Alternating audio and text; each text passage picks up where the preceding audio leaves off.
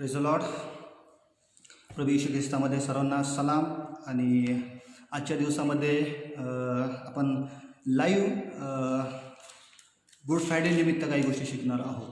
तर आत्तापर्यंत आपण चर्चमध्येच असताना गुड फ्रायडे साजरा केलेला आहे. 7 शब्दावर मेसेजेस बघत असतो.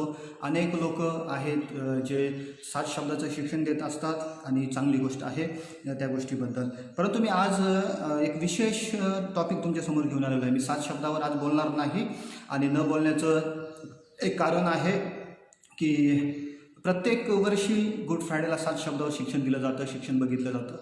परंतु आता सध्या अशी वेळ आहे की 7 शब्दाच्या पलीकडे जाऊन काहीतरी शिकण्याची आवश्यकता आहे. जसं गुड फ्रायडे आपण बोलतो की गुड फ्रायडे याचा अर्थ आजचा जो दिवस आपण येशूचा वधस्तंभावर मरणाचा दिवस म्हणून बघत असतो किंवा घोषित केलेला आहे. आणि त्यानुसार आज आपण सर्वजण या ठिकाणी गुड फ्रायडे निमित्त लाईव्ह काही गोष्टी आपण शिकणार आहोत. ठीक आहे. मी आज 7 शब्द घेत. 7 शब्द हे दरवर्षी शिकविले जातात. परंतु मी आज खास टॉपिक घेणार आहे की येशू ख्रिस्ताचं मरण जे जेव्हापासून त्याने स्वतःला मरणासाठी देऊन टाकलं, स्वाधीन केलं, त्यावेळापासून येशूने आपल्यासाठी काय घडवलं, प्रभू येशू ख्रिस्ताने मानव जातीसाठी काय केलं, हे देखील तेवढंच महत्त्वाचं आहे. 7 शब्द तर आपण दरवर्षी बघतो. 7 शब्दामध्ये दरवर्षी आपण तेच शिक्षण घेत असतो. तेच उदाहरणं असतात, तेच वचन असतं आणि अनेक लोक ते ऐकून सर्वांचा पाठ देखील झालेला आहे. परंतु मी आज थोडा वेगळा टॉपिक गुड फ्रायडे विषयी तुम्हासमोर मांडू इच्छित आहे. ठीक आहे. तर आजचा दिवस आहे गुड फ्रायडे. आजच्या दिवसाला गुड फ्रायडे असं का म्हटलं गेलेलं आहे हे सगळ्यात महत्त्वाचा भाग आहे. सगळ्यात पहिले आपल्याला हे समजणं गरजेचं आहे की आजच्या दिवसाला गुड फ्रायडे का म्हटलेलं आहे. गुड या शब्दाचा अर्थ आहे, गुड हा इंग्लिश शब्द आपल्या सर्वांना माहिती आहे. गुड या शब्दाचा अर्थ आहे चांगला. फ्रायडे म्हणजे शुक्रवार, म्हणजे चांगला शुक्रवार. आणि आपण तर म्हणतो की आजच्या दिवशी येशू ख्रिस्ताला वधस्तंभावर मारण्यात आलेलं आहे. मला तुम्ही कधी या गोष्टीचा विचार केला की एखाद्या व्यक्तीच्या मृत्यूच्या दिवसाला चांगला दिवस कोणी म्हणू शकतं का? एखादा व्यक्ती जर आहे, त्या दिवशी तो मरण पावलेला आहे, त्याच्या मेल्याच्या दिवसाला चांगला दिवस असं कोणी म्हणू शकतं का? आपले आप्तजन आपल्यात निघून जातात किंवा ते मरतात, आपल्याला सोडून जातात आणि त्याही दिवसाला आपण कधी चांगलं म्हणत नाही. त्याला आपण एक वर्ष श्राद्ध म्हणतो. एखादा महापुरुष जर असेल, महापुरुष जर मेलेला असेल तर त्या दिवसाला आपण स्मृतिदिन म्हणू शकतो किंवा पुण्यस्मरण म्हणू शकतो. परंतु येशू ख्रिस्ताच्या मरण दिवसाला चांगला दिवस असं म्हटलं गेलेलं आहे. का बरं चांगला दिवस असं म्हटलं गेलेलं आहे? ते खूप महत्त्वाचा भाग आहे. नेमकं आजच्या दिवशी असं काय घडलं? आजच्या दिवशी असं नेमकं काय घडलं? येशूच्या मरणाच्या दिवशी 2000 वर्षापूर्वी ज्या दिवशी येशू ख्रिस्ताचा मरणाचा दिवस उगवला, तर त्या दिवशी सर्व लोकांना त्या दिवसाला चांगलं म्हणण्याची गरज वाटली किंवा चांगले म्हणण्याची इच्छा प्रगट झाली. ठीक आहे. आपण त्या गोष्टी बघणार आहोत. गुड फ्रायडे आपल्या सर्वांना माहिती आहे की आजच्या ह्या दिवशी येशू ख्रिस्त वधस्तंभावर खिळला गेला, वधस्तंभावर त्याला मारण्यात आलं. परंतु मी त्याच्यातून एक गोष्ट सांगू इच्छित आहे. ज्यावेळेस येशू ख्रिस्त वधस्तंभावर मारला गेला, तो दिवस आपल्यासाठी निश्चित चांगला आहे.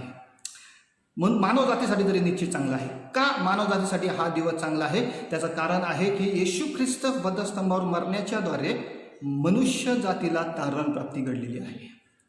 ज्या तारणाच्या शोधात मनुष्य आहे, आत्म्याचं वाचवण्याच्या शोधात मनुष्य आहे, आत्मा नाश होण्यापासून बचाव होण्याच्या शोधात मनुष्य आहे, मोक्ष प्राप्तीच्या शोधात मनुष्य आहे. आणि मी तुम्हाला हे सांगू इच्छित आहे निश्चितार्थी की आजच्या दिवशी येशू ख्रिस्ताच्या मरणाच्या द्वारे मनुष्य जातीला तारणाची प्राप्ती झालेली आहे. कसं? येशू ख्रिस्त वधस्तंभावर मरण पावलं, येशू मरण पावला. येशूच्या मरणाच्याद्वारे आपल्याला आपलं मरण नष्ट करण्यात आलेलं आहे. तुम्ही खूप वेळामध्ये हे सूत्र अनेक ठिकाणी वापरत असाल. तुमच्या व्यावहारिक जीवनात देखील हे सूत्र तुम्ही खूप वेळेस वापरत असाल. जसं काही म्हणी देखील आहे याच्यामध्ये. आपण त्या म्हणी जर बघितल्या की काट्याने काटा काढला जाणे किंवा विषाने विष मारलं जाणे, अशा काही म्हणी अस्तित्वात आहे आणि आपण त्या म्हणी देखील आपल्या व्यवहारात आणत असतो. काट्याने काटा काढला जाणे याचा अर्थ काटा घुसला तर काट्याने काटा काढणे. विष, एखाद्याला सर्पदंश झाला तर त्याला सर्पदंशापासून वाचवण्यासाठी शरीरात विषच सोडलं जातं की ज्याच्याद्वारे ते सर्पाचं विष मेलं जाईल. तेच सूत्र जर आपण त्या सूत्राचा विचार जर या ठिकाणी जर केला, त्याच सूत्राचा विचार जर या ठिकाणी केला, तर मरणाने मरण नष्ट करण्यात आलेलं आहे. येशू ख्रिस्ताच्या मरणाच्याद्वारे मनुष्य जातीचं मरण नष्ट झालेलं आहे. येशू ख्रिस्त जर मरण पावला नसता तर मनुष्य जातीचंही मरण नष्ट झालं नसतं. मनुष्य जातीचं मरण नष्ट होण्यासाठी येशूला मरावं लागलं. ज्या मरणामध्ये मनुष्य आज चालत आहे, मरणाच्या भीतीने मनुष्य त्रासलेला आहे. कशाला? आता अनेक लोक म्हणतात की मरण कसं नष्ट होऊ शकतं. मी तुम्हाला हे सांगू इच्छित आहे, शरीराने प्रत्येक जणाला मरण आहे, शरीराने प्रत्येक जण मरणार आहे. परंतु जो कोणी येशू ख्रिस्तावर विश्वास करतो तो मेला तरी पुन्हा जिवंत होईल, हे बायबल सांगतं. तो पुन्हा पुनरुत्थित होईल आणि येशू बरोबर स्वर्गाच्या राज्यामध्ये राहील. स्वर्गाचं राज्य तो उपभोगेल. स्वर्गाच्या राज्यामध्ये तो नवीन जीवन जगेल जो येशू ख्रिस्तामध्ये आहे. म्हणून येशू मरण पावला याच्यासाठी की जे मरण मनुष्य जातीत पसरलं. मरण मनुष्य जातीत पसरण्याचं कारण आपल्या सर्वांना माहिती आहे. ज्यावेळेस परमेश्वराने ज्यावेळेस परमेश्वराने सृष्टीची निर्मिती केली, आकाश पृथ्वी हे निर्माण केलं. आकाश पृथ्वी हे निर्माण केल्याच्या नंतर परमेश्वराने मनुष्यजात निर्माण केली. पहिला मनुष्य परमेश्वराने घडविला. त्या मनुष्याला आदम हे नाव दिलं. हे आपल्या सर्वांसाठी याचा अभ्यास आहे. पहिल्यापासून आपण ऐकत आहोत. सर्वांसाठी ज्ञान आहे आपल्याकडे की आदामाला परमेश्वराने निर्माण केलं. उत्पत्तीचं पुस्तक याचा 2 अध्याय 7 वर्षात लिहिलं की मातीपासून मनुष्य घडविला आणि त्याला आदाम असं बोलण्यात आलं. ठीक आहे. आदामाला ज्यावेळेस परमेश्वराने घडविलं त्या वेळामध्ये आदामाला एक आज्ञा देखील परमेश्वराने दिली की वाटेल त्या झाडात तुझ्यासाठी या ठिकाणी एक बाग निर्माण केलेली आहे, एदेन बाग. ह्या ठिकाणी जी बाग आहे या बागेमध्ये भरपूर प्रकारचे झाडे मी तुझ्यासाठी दिलेले आहे, खाण्यासाठी. तू प्रत्येक झाडाचं फळ खाऊ शकतो, फक्त एका झाडाचं फळ खाऊ नये. आणि ते झाड आहे बरे वाईटाचं ज्ञान करून देणारं झाड. परमेश्वर बोलला ज्या दिवशी तुझ्या झाडाचं फळ खाशील त्या दिवशी तुझ्यामध्ये मरण येईल, मरण तुझ्यामध्ये पसरेल. ज्यावेळेस आदामाने अनेक दिवस ते झाडाचं फळ खाल्लं नाही, परंतु एक दिवस असा आला की काही कारणास्तव त्याने ते फळ खाल्लं. आपण जे बायबल वाचणारे लोक आहोत आपल्याला त्याचं कारण देखील माहिती आहे. काही कारणास्तव त्याने ते फळ खाल्लं आणि बायबलच्या वचनानुसार आदामामध्ये मरणाने शिरकाव केला. आदामातच फक्त नाही तर जेवढे मनुष्य जात आदामामध्ये होती, आदाम हा मनुष्य जातीचा प्रतिनिधी, आदाम हा मनुष्य जातीचा प्रतिनिधी. सुरुवातीला आदाम घडला गेला, त्याच्यासाठी एक स्त्री निर्माण करण्यात आलेली. उत्पत्ती याचं 2 अध्याय 19 वचनात लिहिल्याप्रमाणे एक स्त्री निर्माण केली. त्या स्त्रीला हवा हे नाव दिलं, आपल्या सर्वांना माहिती आहे. जसं आदाम घडला गेला त्या सर्व मनुष्यजात आपण देखील त्याच्यामध्ये त्यावेळेस होतो. ज्यास आदामामध्ये पाप आणि शिरकाव केला ते पाप आजही मनुष्यामध्ये चालत आलेलं आहे. आदामामध्ये मरणाने शिरकाव केला, आजही ते मरण मनुष्यामध्ये चालत आलेलं आहे. आदामाने जर ते फळ खाल्लं नसतं तर आजही मरणाने सत्ता गाजवली नसती. पण आदामाने फळ खाल्लं तर आदाम एकटाच मरायला पाहिजे, आदामाच्या पुढच्या पिढ्या मरायला नको होत्या. परंतु आदाम हा मनुष्याचा प्रतिनिधी असं बायबल सांगतं. त्याच्यामुळं आदामात सर्व मनुष्य जात मरते. तसं आदामात सर्व मनुष्य जातीमध्ये मरण पसरलं आदामाच्या द्वारे. बायबल एक वचन तर आपण वाचलं, रोमकरास पत्र 5 अध्याय आणि 12 वचन. जर कोणाकडं बायबल आहे तर ते यावेळी काढू शकता. रोमकरास पत्र 5 अध्याय 12 वचन. मी आज तुम्हाला शिकवणार आहे मनुष्य जातीचा पहिला प्रतिनिधी त्याने काय घडवलं, ज्याला आदाम म्हटलेलं आहे, आणि मनुष्य जातीचा शेवटचा प्रतिनिधी येशू ख्रिस्त त्याने काय घडवलं ते आज आपण बायबलमधून शिकणार आहोत. मनुष्य जातीसाठी काय काय घडविण्यात आलं. आता आदामाच्याद्वारे मनुष्य जातीसाठी घडविण्यात आलं पहिली गोष्ट पाप. आदामाच्याद्वारे मनुष्य जातीसाठी घडविण्यात आलं दुसरी गोष्ट म्हणजे मरण. आदामासाठी मनुष्य जातीसाठी घडविण्यात आलं तिसरी गोष्ट म्हणजे सर्व प्रकारचे शाप. आता ह्या 3 गोष्टी आदामाच्याद्वारे मनुष्यामध्ये उतरल्या, पण या 3 गोष्टी येशूच्याद्वारे मनुष्यातून कशा नष्ट करण्यात आल्या आजच्या दिवशी, येशूच्या मरणाच्या दिवशी घडलेली ही घटना आहे. म्हणजे गुड फ्रायडेला घडलेली ही घटना आहे. या तिन्ही गोष्टी पाप, मरण आणि शाप हे येशूच्याद्वारे कसं नष्ट करण्यात आलं. आदाम ज्याच्याद्वारे पाप शिरकाव करायला लागला. एक वचन आपण वाचू, रोमकरास पत्र 5 अध्याय आणि 12 वचन. जर कोणी स्क्रीनवर टाकू शकलं तर जरूर तुम्ही टाकू शकता. आदामाकडून मृत्यू, ख्रिस्ताकडून जीवन. एका माणसाच्याद्वारे पाप जगात शिरले. एका माणसाच्याद्वारे पाप जगात शिरले. एका मनुष्याच्याद्वारे पाप जगात शिरले आणि तो मनुष्य होता आदाम. बायबल सांगतं एका मनुष्याच्याद्वारे पाप जगात शिरले आणि तो मनुष्य. पापाची सत्ता त्याच्याद्वारे जगात निर्माण झाली. दुसरी गोष्ट, आणखी एक वचन आपण वाचणार आहोत. करिंथीयरास पहिले पत्र 15 अध्याय 21 आणि 22. 1 करिंथ 15 अध्याय 21 आणि 22 वचन. कारण मनुष्याच्याद्वारे मरण आहे, म्हणून मनुष्याच्याद्वारे मेलेल्याची पुनरुत्थान नाही आहे. कारण जसे आदामामध्ये सर्व मरतात, बायबल सांगतं आदामामध्ये सर्व मरतात, तसे ख्रिस्तामध्ये सर्व जिवंत केले जाते. आदामामध्ये सर्व मरतात. का बरं आदामामध्ये सर्व मरतात?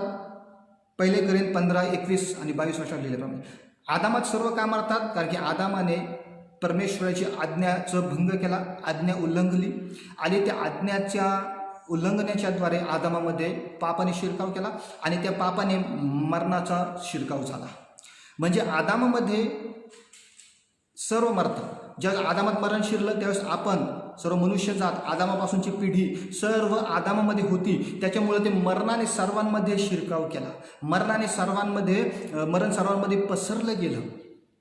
सर्वांमध्ये मरण येत गेलं आणि मरणाची भीती प्रत्येकामध्ये. आज कोणताही व्यक्ती जरी असला तरी त्याला मरणाची भीती आहे. कोणीही असा व्यक्ती नाही की जो मरणाला घाबरत नाही किंवा भीत नाही. मरण जर जवळ असलं तर त्या व्यक्तीमध्ये एक भय निर्माण होतो. आज आपल्याला माहिती आहे की आज लॉकडाऊन आहे. लॉकडाऊनमुळे सर्व लोक घरामध्ये आहे आणि अनेक लोक घरात असण्याचं दुसरं एक कारण आहे की जो कोरोना व्हायरस हा आजच्या जगात पसरला त्याची बाधा कोणाला होऊ नये. का बाधा होऊ नये? कारण की मरणाला सर्व घाबरतात. म्हणून सर्वजण मास्क लावून फिरतात किंवा घरामध्ये असतात आणि चांगली गोष्ट आहे. मास्क लावून फिरा, जरूरत घरातही राहा. मी काल देखील छोटासा संदेश दिला होता, त्याच्यात मी बोललो की सर्वजण घरामध्ये राहा. गुड फ्रायडे घरात साजरा करा. बाहेर कोणी निघू नका, कोणत्या चर्चमध्ये कोणी एकत्र होऊ नका, कारण की हे गव्हर्नमेंटचे आदेश आहे आणि त्यानुसार आपण करत आहोत. ठीक आहे. मरणाच्या भीतीमध्ये सर्वजण आहेत आणि आदामाच्याद्वारे ते मरण आलेलं आहे. आदामामध्ये सर्व मानवजात दिसली आणि सर्व मानव जातीमध्ये ती गोष्ट पसरली. परंतु एक लक्षात ठेवा, येशूच्याद्वारे मरण नष्ट करण्यात येतं हे बायबल सांगतं. येशूवर जो विश्वास करतो त्याच्यातून कसं मरण नष्ट होतं. आदाम हा पहिला प्रतिनिधी, येशू मनुष्य जातीचा शेवटचा प्रतिनिधी म्हणून आहे. शेवटचा, त्याच्यानंतर कोणी येणार नाही. येशूने जे केलं ते अतिशय महत्त्वाचे भाग आहे. त्याच्यानंतर कोणीही येणार नाही वाचविण्यासाठी, त्याच्यानंतर कोणीही येणार नाही मरणातून बचाव करण्यासाठी. कारण एकमेव येशू असा ठरवत आहे की ज्याने मरणावर विजय प्राप्त केला गेला आहे. बायबल असं सांगतं त्याच्यामध्ये करिंथीयरास पहिले पत्र 15 अध्याय जर तुम्ही वाचलं त्याच्यामध्ये आणखीन एक सुंदर वचन आपल्याला पाहावयास मिळतं. 26 वचन. तर 26 वचन असलेलं आहे, जो शेवटला शत्रू नाहीसा केला जाईल तो मृत्यू होय. जो शेवटचा शत्रू नाहीसा केला जाईल तो मृत्यू आहे. आणि तो शेवटचा शत्रू कोणाच्याद्वारे नाहीसा केला जाईल तर ते प्रभू येशू ख्रिस्ताच्या द्वारे. आपण बघतो आजच्या दिवशी येशू ख्रिस्त वधस्तंभावर मरण पावला. त्याच्या मरणाच्याद्वारे आपलं मरण नष्ट करण्यात येत आहे. कोणीतरी मरण्यासाठी आवश्यक होतं. येशू शेवटचं प्रतिनिधी. प्रतिनिधीचं व्याख्या मी थोडक्यात तुम्हाला सांगू इच्छित आहे. प्रतिनिधी म्हणजे नेमकं काय? प्रतिनिधीची पहिली व्याख्या अशी आहे, जो प्रतिनिधित्व करत आहे तो त्याच समूहाचा, त्याच गटाचा असायला पाहिजे. त्याच समूहाचा, त्या गटाचा तसाच असला पाहिजे. जसा आदाम मनुष्य होता आणि आदाम सर्व मनुष्य जातीचं प्रतिनिधित्व करायचं. सुरुवातीला आदामाला ज्यावेळेस पाप आलं आणि ते पाप मनुष्य जातीत पसरलं, त्याचं कारण आहे की आदाम स्वतः मनुष्य होता. आदामात मरण आलं आणि ते मरण सर्व मनुष्य जातीमध्ये पसरलं. का पसरलं? कारण आदाम स्वतः मनुष्य होता. आदाम मनुष्य जातीचा त्या गटातला होता. जो प्रतिनिधित्व करणारा आहे त्याला मनुष्य बनणं गरजेचं आहे. म्हणजे त्याच गटाचा तो असायला पाहिजे. उदाहरणार्थ समजा कोर्टमध्ये जर केस चालू आहे, एक उदाहरण दाखल मी तुम्हासमोर मांडत आहे. कोर्टामध्ये जर केस चालू आहे तर कोर्टात केस चालू असताना मनुष्य जातीचं प्रतिनिधित्व करण्यासाठी त्या ठिकाणी एक वकील असतो. ज्यावेळेस वकील मनुष्याचं प्रतिनिधित्व करत असतो त्यावेळेस तो वकील मनुष्य जातीचाच असतो. तो मनुष्यच असतो. कोर्टामध्ये ज्यावेळेस केस लढायची वेळ येते त्यावेळेस जो गुन्हेगार आहे तोही मनुष्य आहे, जो वकील आहे तोही मनुष्य आहे. जो गुन्हेगार आहे तो मनुष्य आहे, पण वकील जर कोणी प्राणी जर असला तर तिथं चालणार नाही. वकील जर भूताच्या स्वरूपात एखादा आत्मा जर असला तर त्याचीही वकिली त्या ठिकाणी मान्य केली जाणार नाही. म्हणजे मनुष्य जातीच्या बाजूने बोलण्यासाठी जो असावा तो मनुष्यच असावा. तसंच मनुष्य ज्या वेळेस वाईटात आणि पापात आहे तर मनुष्याला काढण्यासाठी जो प्रतिनिधित्व करणार आहे तो देखील मनुष्यच हवा होता. आणि त्यामुळं प्रभू येशू ख्रिस्त देव असून देखील त्याला मनुष्य रूप धारण करावं लागलं याच्यासाठी की मनुष्याचं प्रतिनिधित्व करता यावं, मनुष्याला त्या पापातून, मनुष्याला त्या शापातून बाहेर काढता यावं. प्रतिनिधीची ही व्याख्या आहे की ज्याचं प्रतिनिधित्व करायचं आहे तो प्रतिनिधी देखील मनुष्यच असायला पाहिजे. म्हणून येशू देव असताना देखील त्याने मनुष्य स्वरूप धारण केलं. तो दैवी स्वरूपात येऊ शकत होता पृथ्वीवर, परंतु दैवी स्वरूपात आला असताना त्याच्याकडे रक्त मांस नसतं, मांस आणि रक्त नसतं. आपण मनुष्य आहोत, आपल्याकडे रक्त आणि मांस आहे, रक्त आणि मांसाने बनलेलं आपलं शरीर आहे. तर आपल्यासाठी ज्याला मरायचं आहे त्याच्यामध्ये हे रक्त आणि मांसाचं शरीर आवश्यक आहे. आणि ते रक्त आणि मांसाचं शरीर येशूला धारण करावं लागलं. मरियेच्या द्वारे त्याचा जन्म झाला. रक्त आणि मांसाचं शरीर त्याने धारण केलं याच्यासाठी की आपल्यासाठी मरणारं कोणीतरी पाहिजे. पण मरण त्यालाच येऊ शकतं ज्याचं मी रक्त आणि मांस आहे. मनुष्याला खाचेतून किंवा पापातून बाहेर काढण्यासाठी येशूला स्वर्ग सोडून पृथ्वीवर यावं लागलं आणि त्याच्या येण्याच्याद्वारे मनुष्य जातीला पापातून सुटका प्राप्त होत गेली. जो कोणी येशूवर बायबलमध्ये असं लिहिलं गेलं आहे, जो कोणी येशूवर विश्वास करतो नक्की त्याच्या पापाची क्षमा केली जाते, पापाची क्षमा. आणि आपल्याला स्वर्गाचं राज्य, आपल्याला मोक्षप्राप्तीसाठी जरूर ही गोष्ट आवश्यक आहे की आपल्या पापाची क्षमा व्हावी. जेही पाप आपल्या जीवनात घडतात त्याची क्षमा आवश्यक आहे आपल्याला मोक्षप्राप्ती करण्यासाठी. मोक्षप्राप्ती दुसऱ्या कोणत्याही मार्गाने कदाचित मिळू शकत नाही, मिळू शकते की नाही मला माहिती नाही, परंतु एक तर जरूर मी गॅरंटी देईल की येशू जो आहे तो आपल्यासाठी मरण पावला आणि पुन्हा तिसऱ्या दिवशी जिवंतही झाला आणि त्याच्याद्वारे आपल्याला त्याच्यावर विश्वास करण्याच्याद्वारे आपल्या पापाची क्षमा होते. असं लिहिलेलं आहे बायबलमध्ये की या पृथ्वीवर येशूला पापाची, आणि तोच विश्वास आपण देखील करत आहोत. आपण आज ऑनलाईन गुड फ्रायडे साजरा करत आहोत ऑनलाईन, ठीक आहे. तर आज बऱ्याच ठिकाणी चर्चेस झाले असते, परंतु लॉकडाऊनमुळे आपण सर्वजण घरामध्ये असल्यामुळे आपण ऑनलाईन शिकत आहोत. त्यामुळं कृपा करून तुम्ही तुमचं बायबल असेल तर जरूर तुम्ही बायबल जवळ ठेवा. जे पण मी बायबलमधून रेफरन्सेस देणार आहे ते रेफरन्सेस तुम्ही वाचू शकता, बघू शकता, ठीक आहे. येशू ख्रिस्त हा मनुष्य जातीचा शेवटचा प्रतिनिधी. जे आदामात घडलं ते मनुष्यात घडलं. आदामात पाप घडलं ते मनुष्यामध्ये घडत गेलं. आदामात मृत्यू आला ते मनुष्यात मृत्यू येत गेला. पण येशूमध्ये जे घडत आहे ते देखील मनुष्य जातीमध्ये घडणार आहे. येशूमध्ये सार्वकालिक जीवन आहे ते मनुष्य जातीमध्ये 100% येणार आहे. येशूमध्ये पापाची क्षमा आहे ते देखील मनुष्य जातीमध्ये 100% येणार आहे. येशूमध्ये पावित्र्य आहे ते पावित्र्य येशूवर विश्वास करण्याच्याद्वारे मनुष्यामध्ये ॲटोमॅटिकली उतरण्यास सुरुवात होणार आहे. आणि हे आजचा संदेश आहे, खूप महत्त्वाचा आहे. आपण गुड फ्रायडेला वधस्तंभावर 7 शब्द शिकत असतो, परंतु हा संदेश देखील आपल्यासाठी खूप महत्त्वाचा ठरणार आहे. येशूने मनुष्य जातीसाठी नेमकं आजच्या दिवशी गुड फ्रायडेच्या दिवशी नेमकं काय केलं, कोणतं काम येशूने केलं? पहिलं काम केलं, लक्षपूर्वक ऐका, पहिलं काम केलं त्याने मनुष्याच्या ऐवजीचं कार्य केलं. मनुष्याच्या ऐवजी तो मरण पावला. जिथं आपल्याला मरायला पाहिजे होतं तिथं तो मरण पावला. जिथं आपण पापामुळे नष्ट होणार होतं तिथं येशू ख्रिस्त पापामुळे मरण पावला. आदाम देखील पापामुळे आदामात मरणाची सत्ता गेली, तसंच मरण येशूमध्ये देखील आलं. परंतु आदामाने एक गोष्ट आदाम करू शकला नाही आणि ती म्हणजे पुन्हा जिवंत होण्याची. ती गोष्ट येशूने घडविली. तिसऱ्या दिवशी पुन्हा जिवंत होण्याच्या संदर्भात बायबल तसं सांगतं. तो मेला आणि तिसऱ्या दिवशी त्याला आपण पुनरुत्थान दिन म्हणतो. आदाम मेला परंतु परत जिवंत होऊ शकला नाही, म्हणून मनुष्य जातीमध्ये मरण येत गेलं. येशू मेला पण पुन्हा जिवंत होऊ शकला, म्हणून जो कोणी येशूवर विश्वास ठेवतो तो जरी मेला तरी पुन्हा स्वर्गाचं राज्य उपभोगेल आणि हे त्याचं जीवन असणार आहे. हे बायबल देखील आपल्याला बारकाईने शिकवतं आणि बारकाईने सांगत असतं, ठीक आहे. येशूने आपल्यासाठी एक ऐवजीचं काम केलेलं आहे. ऐवजी म्हणजे काय? जुना करार जर तुम्ही बारकाईने वाचला बायबलमध्ये, जर जुना करार जर तुम्ही पाहिला तर जुन्या करारामध्ये जर कोणी पाप जर केलं, बायबलमधून लिहिलेलं आहे जुन्या करारात, कोणत्या मनुष्याने जर पाप क्षमेसाठी प्राणी बलिदान करावा लागायचा. कोकरा आहे, बकरा आहे, असे प्राणी बलिदान करावे लागायचे. म्हणजे मनुष्याच्या ऐवजी प्राणी मारले जायचे, मनुष्याच्या ऐवजी प्राण्याचं बलिदान दिलं जायचं. पाप मनुष्य करत आहे, परंतु नियम असा होता जुन्या करारातला की मनुष्याने जर पाप केलं तर त्याच्या पापाच्या क्षालनासाठी अर्पण दिलं जायचं. पाप अर्पण दिलं जायचं आणि ते पाप अर्पण असायचं एखादं बकरा किंवा एखादं कोको पाप अर्पण असायचं. ते मारल्याच्याद्वारे असं समजलं जायचं की मनुष्याचे पाप आता झाकले गेले, मनुष्याचे पाप आता नष्ट करण्यात आले. ओके.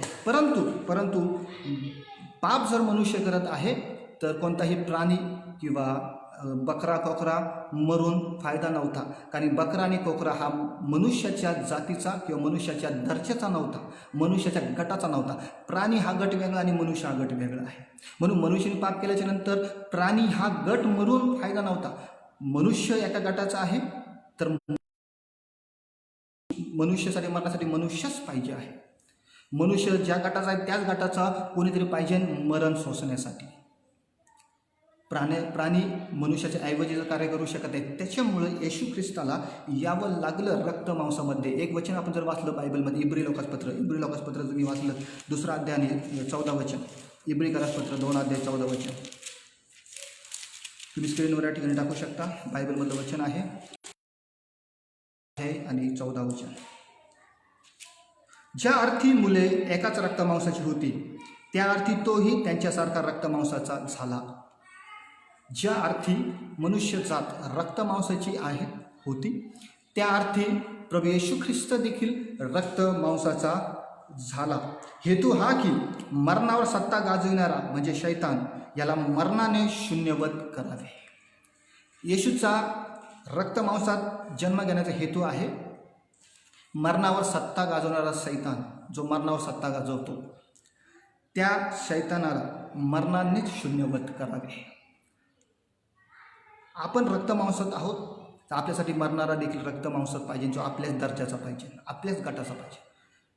बकरा कोकरू आपल्या गटाचा नाही आहे, कोणता मेंढा आपल्या गटाचा नाही आहे,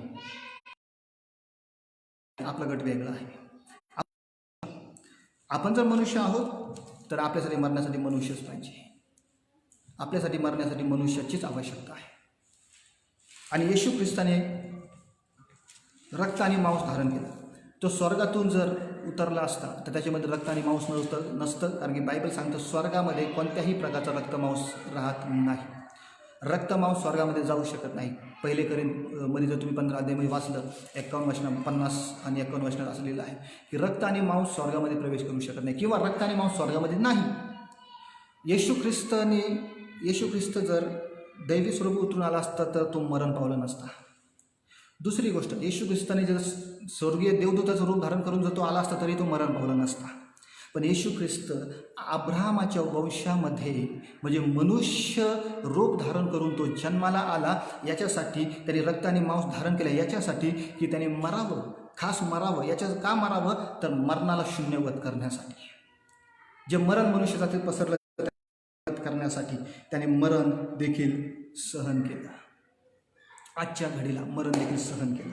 त्याने ऐवजीचं कार्य केलेलं आहे. परंतु प्रतिनिधी जो ऐवजी असतो, जो प्रतिनिधी म्हणून काम करत ऐवजीचं काम करणारा आहे, तो व्यक्ती तो पापविरहित असायला पाहिजे. पापविरहित, त्याच्यामध्ये कोणत्याही प्रकारचं पाप असता कामा नाही. आपल्याला एक माहिती आहे, आपल्या बायबलच्या शिक्षणानुसार आपण बघत आहोत की येशू ख्रिस्त पूर्णतः पापविरहित होता. पूर्णतः पापविरहित. त्याचा जन्म देखील झाला मरियाच्या गर्भातून. त्यावेळेस पवित्र आत्म्याची छाया मरियेवर झाली आणि मरियाच्या गर्भामध्ये येशूची वाढ व्हायला लागली. येशूच्या जन्माच्या पाठीमागे कोणत्याही पुरुषाचा संबंध नाही. मरिया कुमारिका असताना तिच्या गर्भामध्ये परमेश्वराचे शब्दाने प्रवेश केला आणि तो शब्द वाढायला लागला. त्याच्यामध्ये जन्मापासूनच कोणत्या प्रकारचं पाप नव्हतं. ज्यावेळी त्याचा जन्म झाला तिथून पुढेही त्याच्यामध्ये कधीच कोणत्या प्रकारचं पाप नव्हतं. निष्पाप म्हणून तो जगला. बायबल सांगतं निष्पाप म्हणून तो जगला. लिहिलं गेलं आहे की निष्पाप म्हणून तो जगला. ज्याला पाप ठाऊक नव्हते असं लिहिलं गेलं आहे 2 कोरिंथ 5 अध्याय 21 वचन. ज्याला पाप ठाऊक नव्हते त्याला तुमच्या आणि माझ्याकरता, तुमच्या आणि आमच्याकरता पाप असं गणण्यात आलं. येशूला आपले जे पाप आहे, सर्व सृष्टीवरचे पाप आहे ते त्याच्यावर लादण्यात आले नंतर आणि त्यामुळे तो मरू शकला.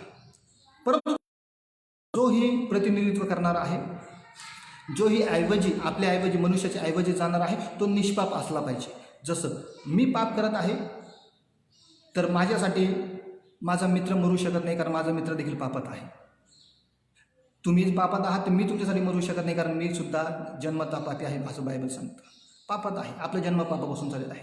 म्हणजे आपण गुन्हेगार आहोत, 100% गुन्हेगार आहोत परमेश्वराचे. त्यावेळेस एक गुन्हेगार दुसऱ्या गुन्हेगारासाठी मरू शकत नाही. मरणारा हा गुन्हेगार नसावा. आणि येशू ख्रिस्त हा कोणत्याही बाबतीत गुन्हेगार नव्हता आणि कोणत्याही बाबतीत गुन्हेगार नाही. त्याने जन्म घेतला पूर्ण निष्पापतेमध्ये, त्याने जन्म घेतला पूर्ण निष्पापतेमध्ये. बायबल असं सांगतं. ते वचन जर तुम्ही वाचलं, करिंथकरास 2 कोरिंथ्याचं 5:21 वचन, कृपा करून कोणतरी वाचा 2 कोरिंथ 5:21 वचन. जर तुमच्याकडे बायबल आहे तर तुम्ही बायबल उघडू शकता आणि बायबलमध्ये तुम्ही बारकाईने पाहू शकता. ज्याला पाप ठाऊक नव्हते, ज्याला पाप ठाऊक नव्हते त्याला त्याने तुमच्या आमच्याकरिता त्याला त्या परमेश्वराने तुमच्या आणि आमच्याकरिता पाप असे केले. पाप असे केले. त्याला त्याचा जन्म पापात झाला नाही, त्याला पाप ठाऊक नव्हते, त्याला पापाशी परिचित नव्हता. परंतु ज्या मनुष्य रूप त्यांनी धारण केलं, तो वधस्तंभावर जाईपर्यंत त्याला पाप माहिती नव्हतं. पण जेव्हा वधस्तंभावर जाण्याची वेळ आली त्यावेळेस बायबल सांगतं की त्याच्यावर पाप लादण्यात आलं. आणखीन एक वचन जर वाचलं, पेत्राचे पहिले पत्र 2:22 वचन, 1 पेत्र 2:22 वचन.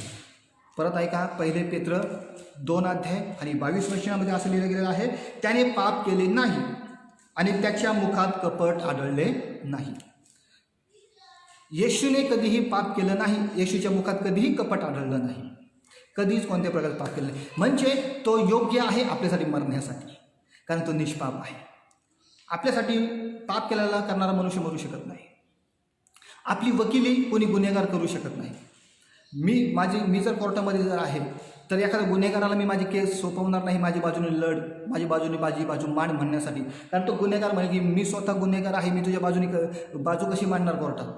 परंतु मी येशूला जरूर बोलू शकतो की माझ्या बाजूने तू बाजू मांड परमेश्वराजवळ, तू माझा प्रतिनिधी आहे जाता, माझी बाजू मांड. मी गुन्हेगार आहे पण तू निष्पाप आहे, तू माझी बाजू मांडू शकतो. येशू ख्रिस्त आपली बाजू ते परमेश्वराजवळ जरूर मांडू शकतो, कारण की तो पूर्णतः निष्पाप आहे. असं लिहिलेलं आहे पेत्रामध्ये 2 आणि 22 वचन. त्याने पाप केले नाही, कोणतंही पाप त्याने केलं नाही. तो कोणत्याही पापामध्ये कधीच नव्हता, म्हणून तो आपल्याऐवजी जाऊ शकतो. तो आपल्याऐवजी मरण सहन करू शकतो. कोणताही प्राणी आपल्याऐवजी मरण सहन नाही करू शकत, कारण प्राणी आपल्या गटाचा नाही आहे, प्राणी आपल्या दर्जाचा नाही आहे. म्हणून प्राण्याच्या रक्ताने आपल्या पापाची क्षमा होणार नाही, तर येशू ख्रिस्ताच्या रक्तानेच आपल्या पापाची क्षमा होणार आहे. 1 योहान जर तुम्ही वाचलं, 1 योहान, 1 योहानचं पुस्तक, असं 1 आणि 7 वाजता लिहिलं गेलेलं आहे की येशूचं रक्त आपल्याला सर्व पापापासून शुद्ध करतं. येशूचं रक्त, येशू आजच्या दिवशी गुड फ्रायडेला आपण म्हणतो ना येशू मरण पावला, तर आज जे मरण पावला, आज जे रक्त त्याने वाहिलं ना, ते रक्त आपल्याला सर्व पापापासून शुद्ध करतं. ते रक्त, कारण की तो योग्य आहे. कारण तो आता त्याने ज्या पृथ्वीवर जन्म घेतला तेव्हा तो मनुष्याच्या दर्जाचा झाला, मनुष्याच्या गटाचा झाला, पण पूर्णपणे पापरहित. मनुष्यामध्ये रक्त आणि मांस आहे, येशूने जन्म घेतल्यानंतर येशूमध्येही रक्त आणि मांस होतं. म्हणजे पूर्णतः तो मनुष्याच्या गटाचा झाला, मनुष्याच्या दर्जाचा झाला. का झाला? कारण की त्याच मनुष्याला पापापासून वाचवावं, त्या मनुष्यासाठी मरावं.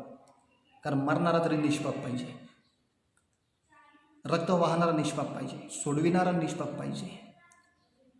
जो मनुष्य जातीसाठी मरणारा आहे तो निष्पाप पाहिजे. ही आहे प्रतिनिधीची व्याख्या, तो निष्पाप असायला पाहिजे.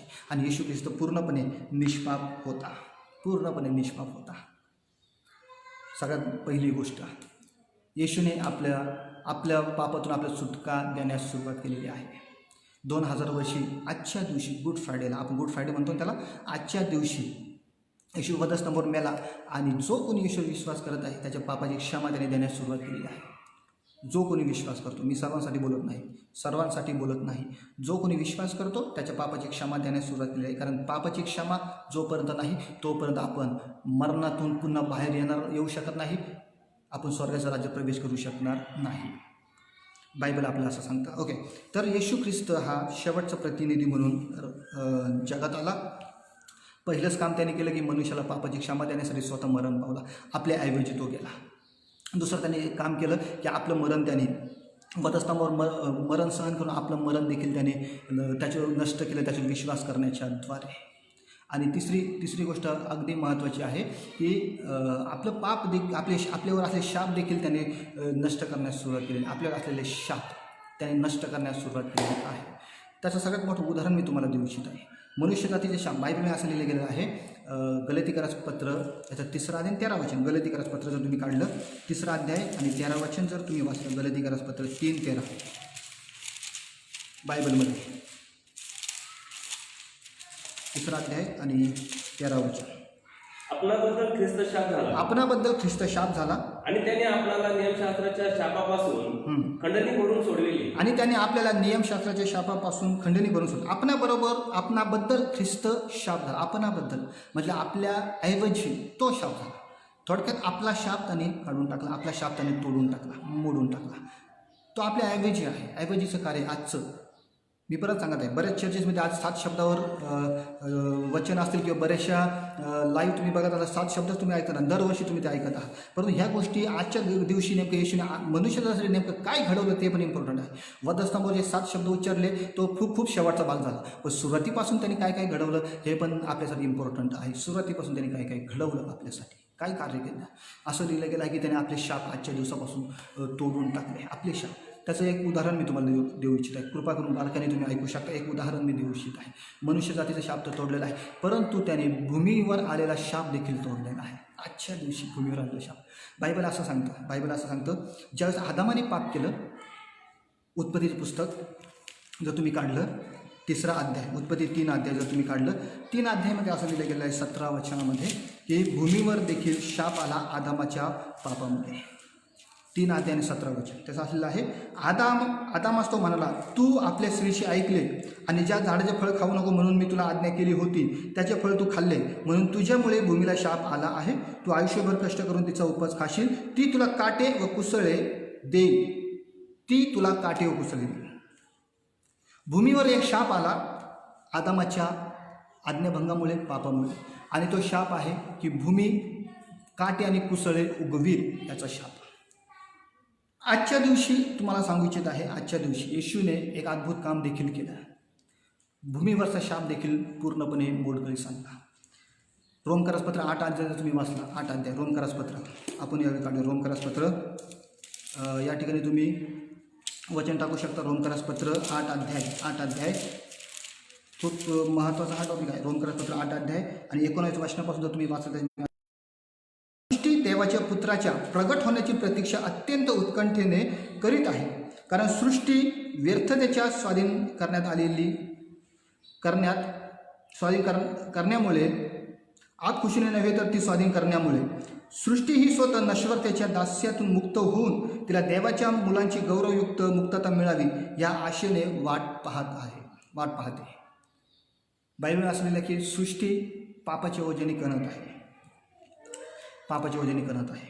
ओके, सृष्टीवर देखील एक शाप आदामामुळे आला, ते म्हणजे काटे कुसळे उगवण्याचा शाप. खूप जण एका गोष्टीचा विचार करत नाही. बरेच जण करत असेल, बरेच जण करत नाही की येशू ख्रिस्त ज्यावेळेस वधस्तंभावर खेळण्याच्या वेळेस येशूच्या डोक्यावर काट्याचा मुकुट घालण्यात आला. बारकाने ऐका, येशूच्या डोक्यावर काट्याचा मुकुट घालण्यात आला. येशूच्या बरोबर 2 चोर देखील वधस्तंभावर खेळण्यात आले, परंतु 2 चोरांच्या डोक्यावर काट्याचा मुकुट नव्हता. एकमेव येशूच असा आहे की ज्याच्या डोक्यावर काट्याचा मुकुट होता. अनेक लोक या पद्धतीने शिकवतात की त्याला काट्याचा मुकुट याच्यासाठी घालण्यात आला की आपण वाईट विचार करू नये, परंतु रिअल उत्तर हे आहे, काट्याचा मुकुट का येशूने आपल्या डोक्यावर घालू दिला किंवा का घातला गेला? कारण की येशूचं मरण हे नियमशास्त्रानुसार झालेलं आहे. पूर्णतः नियमशास्त्रानुसार. नियमशास्त्राच्या बाहेर येशूचं मरण झालेलं नाही. नियमशास्त्रानुसार येशूचं मरण झालेलं आहे. येशूचा जन्मही नियमशास्त्रानुसार झालेला आहे. येशूचं मरणही नियमशास्त्रानुसार झालेलं आहे. येशूचं पुनरुत्थित होणं देखील नियमशास्त्रानुसार झालेलं आहे. मी परवा पुनरुत्थान दिनाच्या दिवशी हे शिकवणार आहे की नियमशास्त्रानुसार येशू पुनरुत्थित कसा झालेला आहे हे देखील मी शिकवणार आहे. परंतु आज मी तुम्हाला हे शिकवत आहे की येशूचं मरण नियमशास्त्रानुसार झालेलं आहे.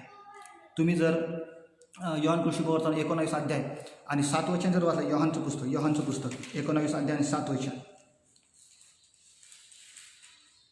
त्याचं असं लिहिलं आहे, यहुद्यांनी त्याला उत्तर दिले, आम्हाला नियमशास्त्र आहे आणि त्या नियमशास्त्राप्रमाणे हा मेला पाहिजे. येशूचं मरण देखील नियमशास्त्राप्रमाणे झालेलं आहे पूर्णतः. ओके, येशूने काट्याचा मुकुट येशूच्या डोक्यावर का घालण्यात आला? कोणत्याही गुन्हेगाराच्या डोक्यावर त्यावेळेस काट्याचे मुकुट घातले गेले नाही. एकमेव येशू होता की ज्याच्या डोक्यावर काट्याचं मुकुट. त्याचं कारण आहे की आदामापासून जी भूमीला शाप मिळालेला होता की भूमी काट्याने कुसळी उगवेल, तो शाप तुटणं देखील गरजेचं होतं आणि तो शाप येशूने तोडला ज्यावेळेस आपल्या डोक्यावर काट्याचा मुकुट त्यांनी घातला. हे नियमशास्त्रानुसार मी तुम्हाला सांगत आहे. येशूने काट्याचा मुकुट डोक्यावर घातला. येशूच्या डोक्यावर काट्याचा मुकुट घालण्यात आला. का घालण्यात आला? त्याचं कारण आहे की आदामामुळे भूमीला आलेला जो शाप होता, काट्याने कुसळी उगवील, तो भूमीचा शाप तुटणं पण गरजेचं होतं. येशूने फक्त मनुष्य जातील शाप नाही तोडले, तर भूमीला आलेले देखील शाप तोडला वधस्तंभावर असताना. आजच्या दिवशी काय घडलं वधस्तंभावर हे मी तुम्हाला शिकवत आहे. भूमीचा शाप देखील तोडण्यात आला काट्याचा मुकुट घालण्याच्याद्वारे. सर्व शाप येशूमध्ये तुटले गेले, कारण येशूचं मरण हे पूर्णतः नियमशास्त्राधीन होतं. बायबल असं सांगतं त्याचा जन्म नियमशास्त्राधीन होतं. गलतीकरास पत्र 4 अध्याय 4 वर्षात लिहिलं आहे की त्याचा जन्म नियमशास्त्राधीन होता. त्याचा जन्म तुम्ही जर गणना लेवीचं पुस्तक जर वाचायला लागले तर त्याच्यामुळे तुम्हाला या गोष्टीचं उलगडा ॲटोमॅटिक व्हायला लागेल.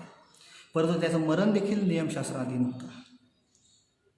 बायबल हे सांगतं, कारण की योहान 19 आणि 7 वचनात स्पष्ट लिहिलं गेलं आहे. त्यावेळेस महायाजक स्वतः बोलायला लागले, शास्त्री बोलायला लागले की आमच्याकडे नियमशास्त्र आहे, याचं मरण देखील नियमशास्त्रानुसार व्हायला पाहिजे आहे. खूप लोकांना असं वाटतं की हे सहज म्हणून केले, पण हे सहज म्हणले नाही, हे देवाची योजना होती. शास्त्री आणि परुषी सहज बोलले नाही की याचं मरण नियमशास्त्रानुसार व्हावं, तर ही देवाची योजना होती. म्हणून ते बोलले की याचं मरण नियमशास्त्रानुसार व्हावं, कारण नक्कीच त्याचं मरण हे नियमशास्त्रानुसारच व्हायला पाहिजे होतं. तुम्ही जर बारकाईने अभ्यास जर केला तर त्याचं मरण 100% नियमशास्त्रानुसार झालेलं आहे. नियमशास्त्रानुसार बायबल सांगतं तो वलांडनाचा यज्ञ पशु आहे. वलांडनाचा यज्ञ पशु. वलांडनाच्या आधी वलांडनाचा यज्ञ पशु अर्पण केला जायचा. निर्गमचं पुस्तक 12 अध्याय जर तुम्ही वाचला, निर्गमचं पुस्तक 12 अध्याय 1 ते 6 वचन, त्याच्यामध्ये जर तुम्ही बारकाईने जर लक्ष केंद्रित केलं तर त्याच्यामध्ये असं लिहिलं गेलेलं आहे की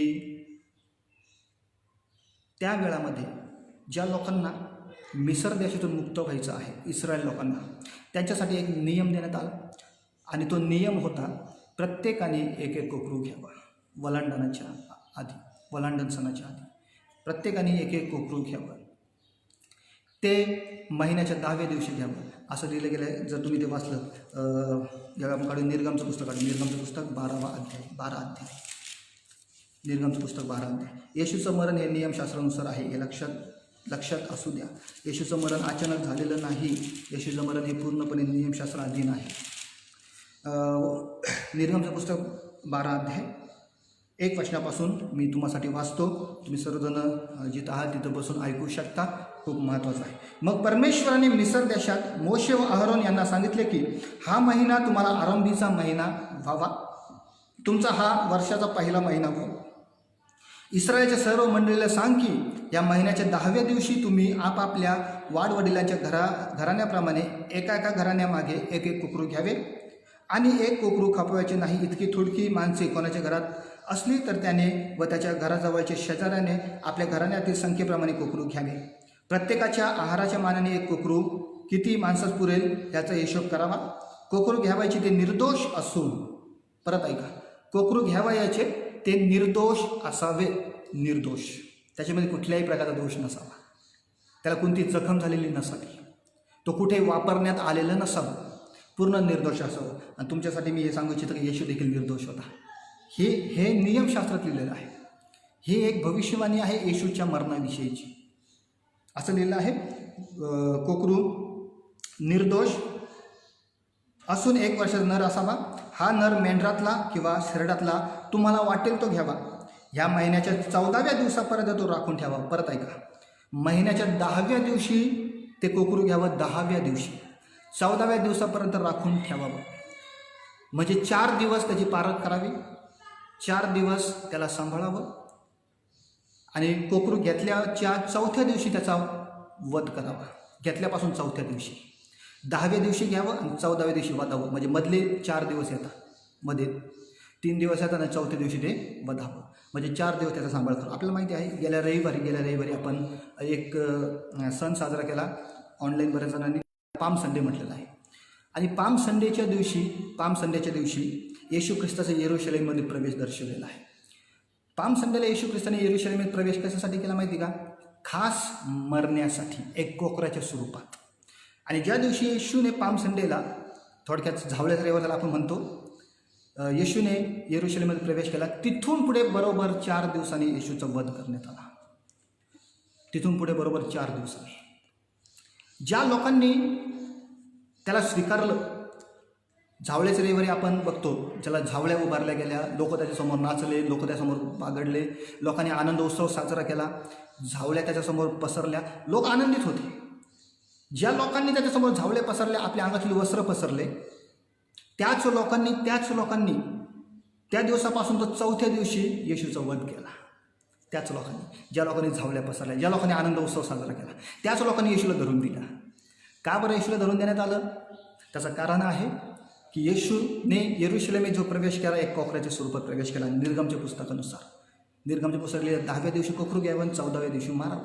येशू ख्रिस्ताने प्रवेश केला येरुशलेमेत, तिथून पुढे चौथ्या दिवशी त्याला मारण्यात आलं. तिथून पुढे पाम संडेपासून आजपर्यंत 4 दिवस त्याला राखलं आणि त्याला मारण्यात आलं.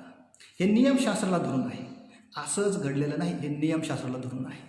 येशूचं मरण देखील पूर्णतः नियमशास्त्राधीन आहे. आजच्या दिवशी नियमशास्त्राधीन आहे. हे बायबल आपल्याला बारकाईने सांगतं. असं लिहिलं गेलेलं आहे. परत आपण ते वाचूया. 6 वचन, या महिन्याच्या 14व्या दिवसापर्यंत तो राखून ठेवावा आणि संध्याकाळी इस्रायल मंडळीतील लोकांनी तो वधावा. 10व्या दिवशी घ्यावा आणि 14व्या दिवशी संध्याकाळी इस्रायल मंडळीतील लोकांनी तो वधावा. आता इस्रायल लोकांनी तो वधावा असं लिहिलं. येशू ख्रिस्ताला ज्यावेळेस येशू ख्रिस्ताने येरुशलेमेत प्रवेश केला, लोकांनी आनंद उत्सव साजरा केला, लोक नाचले, बागडले. 4 दिवसात ते इस्रायल लोकांचं असं काय मन बदललं, वधस्तंभावर देऊन टाकलं. जे लोक नाचले त्याच लोकांनी येशूला पकडून दिलं. कारण हे नियमशास्त्रानुसार घडत आहे, पूर्णतः नियमशास्त्रानुसार. त्याच्यामुळे त्या लोकांचा काही दोष नाही. वधस्तंभावर आपण एक शब्द ऐकतो, हे बाप्पा तू यांना क्षमा कर. हे काय करता त्यांना समजत नाही. खरोखर त्यांना काहीच माहिती नव्हतं. हे सगळं नियमशास्त्रानुसार चालू होतं. इस्रायल लोक देखील त्याला धरून देत होते. त्याचा दोष नव्हता, कारण हे नियमशास्त्रानुसार घडत होतं. नियमशास्त्रानुसार येशूचं मरण होतं. येशू वधस्तंभावर खेळण्यात आला, ते नियमशास्त्रानुसार खेळण्यात आला. आपल्याला माहिती आहे त्याला पकडण्यात आलं, पकडून देण्यात आलं. हे नियमशास्त्र अधीन आहे, नियमशास्त्र धरून आहे. कारण की असं लिहिलं गेलेलं आहे बायबलमध्ये. जर तुम्ही वाचलं, आता आपल्याला माहिती आहे की पूर्वी जो कोकरा वधला जायचा, तुम्ही जर बायबलमध्ये बारकाईने जर वाचलं लेवियाच्या पुस्तकात, जरूर हे तुम्ही वाचू शकता. लेवीमध्ये आहे, जे कोकरू वधलं जायचं, बकरा वधला जायचा, अर्पण केलं जायचं, ते याचकाच्याद्वारे केलं जायचं, महायाचकाच्याद्वारे. त्याला मारलं जायचं महायाचकाच्याद्वारे. तुम्हाला माहिती आहे येशू देखील एका कोकराच्या स्वरूपात आहे मरत्या दिवशी, आणि त्याला देखील महायाचकाच्याद्वारेच मारण्यात आलेलं आहे. जर तुम्ही योहानचं पुस्तक, योहान शुभवर्तमान, परत लक्ष द्या, योहान शुभवर्तमान 19 अध्याय आणि 6 वचन जर वाचलं, योहान शुभवर्तमान 19 अध्याय, कृपा करून कुणीतरी स्क्रीनवर टाका. योहान शुभवर्तमान 19 अध्याय आणि 6 वचन. त्याच्यामध्ये जर तुम्ही बारकाईने वाचा 6 वचन, तर वाचलेलं आहे, मुख्य याजक, शब्दप्रत आहे का, मुख्य याजक व त्यांचे कामदार त्याला पाहून ओरडून म्हणाले, याला वधस्तंभावर खिळा. इथं लिहिलेलं आहे, मुख्य याजक ओरडून म्हणाला, याला वधस्तंभावर खिळा. परत ऐका, जुना करारात तुम्ही वाचला, जुन्या करारामध्ये कोकराचं बलिदान हे महायाजकाद्वारे व्हायचं. या ठिकाणी देखील याजकच, महायाजकच ओरडत आहे की याला वधस्तंभावर खिळा, म्हणजे याला अर्पण करून टाका. किती प्रमाणात हे नियमशास्त्राला धरून आहे. येशू ख्रिस्ताने नियमशास्त्र पूर्ण केला. 7 शब्दामध्ये आपण 6वा शब्द ऐकतो ना, पूर्ण झाले. जर कोणाला माझ्या 7 शब्दावर टीचिंग ऐकायचं असेल तर माझे यूट्यूब चॅनल तुम्ही सर्च करू शकता. यूट्यूब चॅनलवर तुम्हाला 7 शब्दावरील टीचिंग देखील ऐकावयास मिळेल, आणि खूप सुंदररित्या त्या ठिकाणी मार्गदर्शन करण्यात आलं. 7 शब्दावर जरूर तुम्ही ते ऐकू शकता. तर सात शब्दामध्ये 6वा शब्द जो होता पूर्ण झाले. पूर्ण झाले असं का येशू ख्रिस्त त्यावेळेस म्हणाला माहिती का? कारण की नियमशास्त्रानुसार त्याचा मृत्यू झाला, नियमशास्त्रानुसार त्याचा जन्म झाला, नियमशास्त्रानुसार तो जगला आणि नियमशास्त्रानुसार तो राहिला. म्हणून त्याने 6वा शब्द हा उच्चारला की आता मी सगळं पूर्ण झालं. त्याने नियमशास्त्र पूर्ण केलं. त्याचा मृत्यू देखील नियमशास्त्रानुसार आहे. या ठिकाणी लिहिलं, महायाजक ओरडला की याला वधस्तंभावर द्या. आणि वधस्तंभ हे त्याच्यासाठी एक अर्पणविधी ठरली. वधस्तंभावर द्या म्हणजे याचकाच्याद्वारेच त्याच्या मृत्यूची घोषणा करण्यात आली.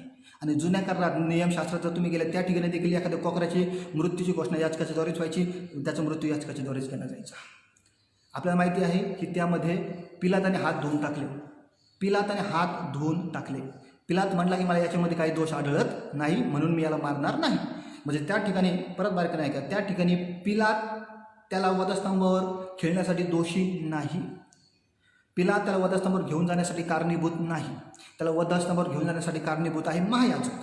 जर महायाजक ओरडला याला वधस्तंभावर द्या, कारण महायाजकाच्याद्वारेच कोकऱ्याचं बलिदान केलं जातं. आणि हे आहे नियमशास्त्राधीन मरण.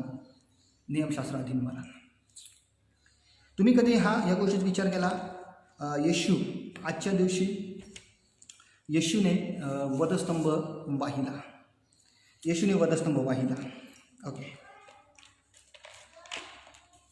कोणी असा विचार केला की त्यांनी वधस्तंभ का वाहिला? तुमच्या वाचनात कधी असं आलं का जे 2 चोर वधस्तंभावर येशूच्या दोन्ही बाजूला खेळले गेले, त्या 2 चोरांनी वधस्तंभ वाहिला का? तुम्हाला कुठेही ते पाहायला मिळणार नाही. चोरांनी वधस्तंभ वाहिला नाही. चोर डायरेक्ट आपल्याला वधस्तंभावर खेळलेले दिसलेत येशूच्या दोन्ही बाजूला. त्या ठिकाणी डायरेक्ट त्यांच्यासाठी वधस्तंभ पोच केला आणि त्या ठिकाणी डायरेक्ट त्यांना वधस्तंभावर खेळ ठोकले, त्यांना खेळलं आणि वधस्तंभावर लटकविण्यात आलं. पण येशू एकमेव असा ठरला की ज्याला वधस्तंभ वाहत न्यावं लागलं. येरुशलेमपासून तर गुलगुथा टेकडीपर्यंत वधस्तंभ वाहत न्यावं लागलं. का वाहत न्यावं लागलं? नियमशास्त्राचा एक नियम पूर्ण होणं गरजेचं होतं आणि तो नियम या ठिकाणी पूर्ण करण्यात आला. जर तुम्ही लेवीयचं पुस्तक वाचलं, लेवीयचं पुस्तक याचा 16 अध्याय आणि 20 वचनापासून, लेवीय याचा 16 अध्याय आणि 20 वचनापासून एक टीचिंग मी तुम्हाला देत आहे, व्यवस्थित ऐका. त्याचे असं लिहिलं गेलं आहे त्याच्यामध्ये, नंतर पवित्र स्थान, दर्शन मंडप आणि वेदी ह्यांच्यासाठी प्रायचित्त करण्याचे संपविल्यावर त्याने तो जिवंत बकरा सादर करावा. अहरोनाने आपले दोन्ही हात त्या जिवंत बकऱ्याच्या डोक्यावर ठेवून इस्रायल लोकांनी सर्व अपराध ह्यांचा म्हणजे त्यांच्या सर्व पापाचा अंगीकार व ती त्या बकऱ्याच्या डोक्यावर ठेवून त्याला नेमलेल्या मनुष्याच्या हाती रानात पाठवून द्यावे.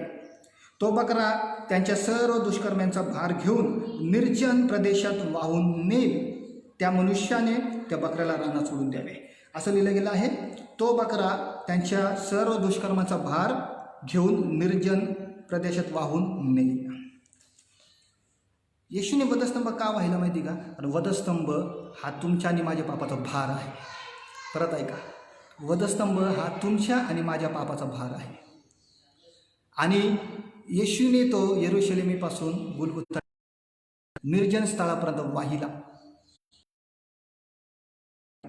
कारण हे नियमशास्त्र अधीन आहे.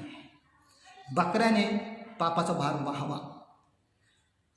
वधस्तंभ हे मनुष्य जातीच्या पापाचा भार आहे आणि तो वाहावा लागला. तो मरणाच्या ठिकाणापर्यंत घेऊन जावा लागला. मी परत सांगत आहे, गुड फ्रायडे, आज गुड फ्रायडे आहे. हे गुड फ्रायडेचं विशेष टीचिंग मी तुम्हाला देत आहे. 7 शब्दाच्या बाहेर विशेष टीचिंग देत आहे. याच्यासाठी देत आहे की या गोष्टी देखील आपल्याला समजणं खूप गरजेचं आहे की आजच्या दिवशी येशूने मनुष्य जातीसाठी काय केलेलं आहे. तुमच्या आणि माझ्या पापाचा भार त्याने पाहिला. तुमच्या आणि माझ्या पापाचा भार. बायबल सांगतं त्याचं मरण नियमशास्त्राधीन आहे. येशू ख्रिस्त ज्या दिवशी मरण पावला, बायबलच्या वचनानुसार नियमशास्त्रानुसार मी तुम्हाला सांगू इच्छित आहे, तो दिवस होता प्रायचित्ताचा दिवस. आणि प्रायचित्ताच्या दिवसाच्या नंतर वलांडण सण येतो आणि प्रायचित्ताच्या दिवशी प्रायचित्ताचा गोऱ्हा अर्पण केला जायचा. या ठिकाणी येशूने गोऱ्ह्याचं देखील काम पूर्णतेस नेलं. जर तुम्ही वाचलं लेवियाचं पुस्तक 16 अध्याय आणि 6 वचनापासून, लेविय बारकाने ऐका, लेवियाचं पुस्तक 16 अध्याय आणि 6 वचनामध्ये असं लिहिलं गेलेलं आहे. आपण ते लक्षपूर्वक ऐकूया. अहरोनाने आपल्यासाठी पापार्पणाचा गोरा सादर करून स्वतःसाठी व स्वतःच्या घराण्यासाठी अर्पून प्रायचित्त करावे. येशू ख्रिस्त ज्या दिवशी वधस्तंभावर गेला तो प्रायचित्ताचा समय होता, प्रायचित्ताचा समय. आणि जेव्हा तो वधस्तंभावर जात आहे तर तो प्रायचित्ताचा गोरा या स्वरूपामध्ये वधस्तंभापर्यंत तो पोहोचलेला आहे. प्रायचित्ताचा गोरा या स्वरूपात आजच्या दिवशी या सर्व गोष्टी घडल्या गेल्या. बऱ्याचशा अशा गोष्टी आहेत ज्या घडल्या. आपल्याला माहीत आहे त्याला फटके मारण्यात आले. हे नियमशास्त्र अधीन आहे. त्याला फटके मारण्यात आले. हे जुन्या करारानुसार देण्यात आलेली गोष्ट आहे. यशाचं पुस्तक, यशाचा ग्रंथ हा नियमशास्त्र मोडत नाही पण जुन्या करारात मोडतो, म्हणून लक्ष द्या. यशयाचं पुस्तक 53 अध्याय आणि 5 वर्षात लिहिलं आहे. त्याला बसलेल्या फटक्याने आम्हाला आरोग्यप्राप्ती घडली आहे. ठीक आहे, ही भविष्यवाणी आहे. ही भविष्यवाणी आहे आणि या भविष्यवाणीनुसार त्याला बसलेल्या फटक्याने आम्हाला आरोग्यप्राप्ती घडली हे जर लिहिलेलं आहे तर त्याला फटके खाणं गरजेचं होतं. का येशूने फटके खाल्ले? येशूला फटके मारण्यात आले. त्याचं कारण आहे की तुम्हाला आणि मला आरोग्यप्राप्ती घडावी. यशाचं पुस्तक 53 अध्याय कृपा करून वाचूया आपण आणि 5 वचन. खरे पाहिले असता तो आमच्या अपराधांमुळे घायाळ झाला, आमच्या दुष्कर्मांमुळे ठेचला गेला. आम्हाला शांती देणारी अशी शिक्षा त्यास बसलेल्या फटक्यांनी आम्हाला आरोग्य प्राप्त झाले आहे. येशू ख्रिस्ताने फटके खाण्याचं कारण, त्याला फटके मारण्याचं कारण, ते कारण आहे की त्या एक भविष्यवाणी आहे आणि ती भविष्यवाणी आजच्या दिवसात पूर्णतेस झाली. त्याने फटके खाल्ले आणि यशाने केलेली भविष्यवाणी या ठिकाणी पूर्णतेस गेली त्याच्या फटके खाण्याच्याद्वारे. हे येशूने आपल्यासाठी घडविलेल्या गोष्टी आहेत. आजच्या दिवशी हे देखील आपल्याला समजणं खूप गरजेचं आहे. तुम्ही जर बायबल जर बारकाईने वाचायला सुरुवात केली तर येशूचा दुःख सहनाचा समय केव्हापासून सुरू झाला? येशूचा दुःख सहनाचा समय केव्हापासून सुरू झाला? ज्यावेळेस त्यांनी वलंडनाचं भोजन त्याला म्हटलेलं आहे. शिष्यांच्या समवेत भोजन केलं खमीर भाकरीच्या सणाच्या दिवशी. शिष्यांसमवेत बेखमीर भाकरीचा सण, शिष्याच्या समवेत भोजन केलं. भोजन आटपून झाल्याच्या नंतर रात्रीच्या वेळी तो गेतसेमनी बागेमध्ये गेला. रात्रीच्या वेळी गेतसेमनी बागेत गेला. आपल्याला माहिती आहे, बायबलच्या वाचनानुसार देखील मी सांगत आहे, इस्रायल लोक जे आहे, इस्रायल लोकांचा दुसरा दिवस जो सुरू होतो ना इस्रायल कॅलेंडरनुसार, तर संध्याकाळी 6च्या नंतर. जसं इंडियन कॅलेंडरनुसार, इंग्लिश कॅलेंडरनुसार आपल्याला माहिती आहे की दुसरा दिवस हा रात्री 12च्या नंतर सुरू होतो, रात्री 12च्या नंतर. परंतु इस्रायल कॅलेंडरच्या नुसार त्यांच्यासाठी दुसरा दिवस हा संध्याकाळी 6 नंतर सुरू होतो. 6 वाजेच्या आतमध्ये संध्याकाळची वेळी त्यांनी भोजन आटोपलं आणि दुसरा दिवस लागला 6 नंतर. जो दुसरा दिवस लागला तो होता त्याचा मरणाचा दिवस. थोडक्यात आज आपण त्याला शुक्रवार म्हणतो. त्याचा मरणाचा दिवस होता. ओके, त्याच्या मरणाच्या दिवशी त्यांनी शिष्यांना घेऊन तो गेतसेमनी बागेत गेला आणि एकटा तो बागेत जाऊन त्यांनी प्रार्थना करण्यास सुरुवात केली आणि तिथून पुढे त्याच्या दुःख सहनाची सुरुवात आहे. तुमच्यासाठी माझ्यासाठी दुःख सहन करण्याचा समय त्याचा सुरू झालेला आहे. कारण की तो दिवस पूर्ण त्याचा दुःखाचा दिवस, दुःख सहनाचा दिवस होता. पूर्ण दुःख स्वतःवर घेण्याचा, दुःख सहन करण्याचा दिवस होता. ज्यावेळी तो गेतसेमनी बागेमध्ये गेला, बारकाईने ऐका, ज्यावेळी तो गेतसेमनी बागेमध्ये गेला, गेतसेमनी बागेमध्ये असताना त्याने प्रार्थना करण्यास सुरुवात केली आणि बायबल असं सांगतं त्याने अशा पद्धतीने प्रार्थना केली. असं लिहिलं गेलेलं आहे की त्याचा जीव कासावीस व्हायला लागला. त्याचा जीव पूर्णतः कासावीस व्हायला लागला. तो स्वतः त्याचं वर्णन करत आहे की माझा जीव मरणप्राय अति खिन्न झालेला आहे. त्या ठिकाणी जर तुम्ही प्रार्थनाचा उल्लेख जर पाहिला, मत्ती शुभवर्तमान यावेळी आपण काढूया.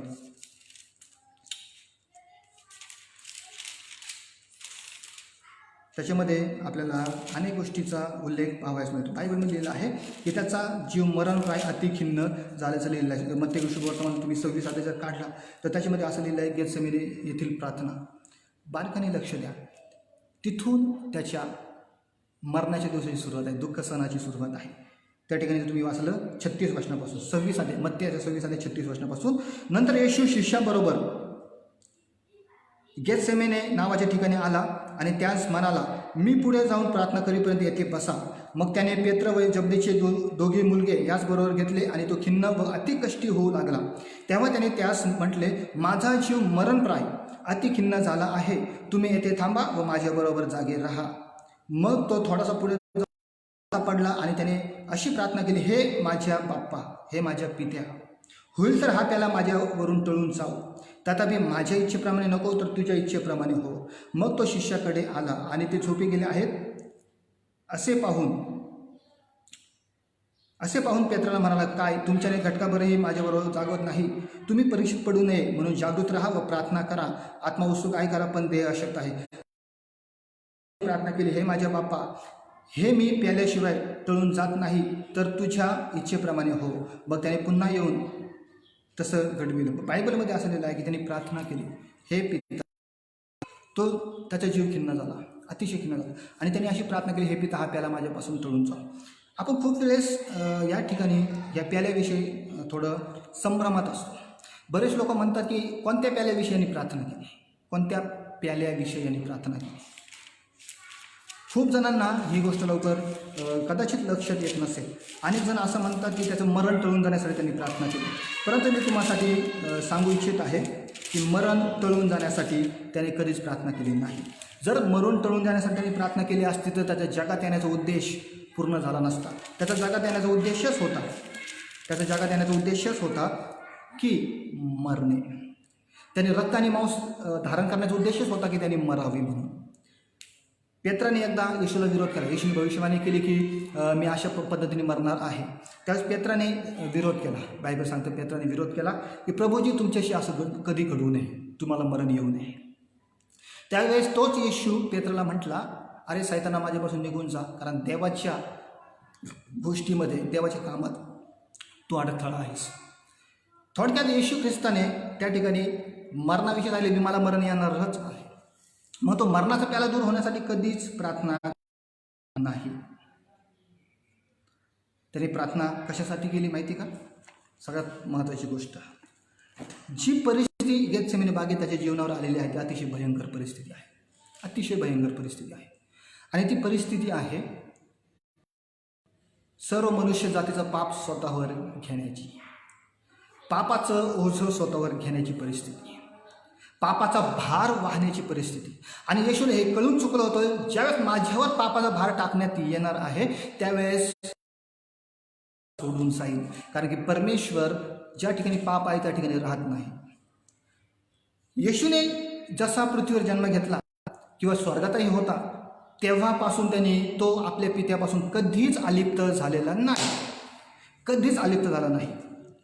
परंतु बायबलच्या वचनानुसार त्याच्यावर पाप लादण्यात येणार होते. सर्व पृथ्वीचं पाप त्याच्यावर टाकण्यात येणार होतं आणि त्या पापाचा भार त्याच्यावर पडणार. आणि त्या भारामुळे त्याला एक गोष्ट समजून चुकली की माझा पिता माझा त्याग करणार. वधस्तंभावरील एक शब्द तुम्हाला आठवत असेल. येशू पित्याला म्हणतो, हे देवा, तू माझा त्याग का केलास?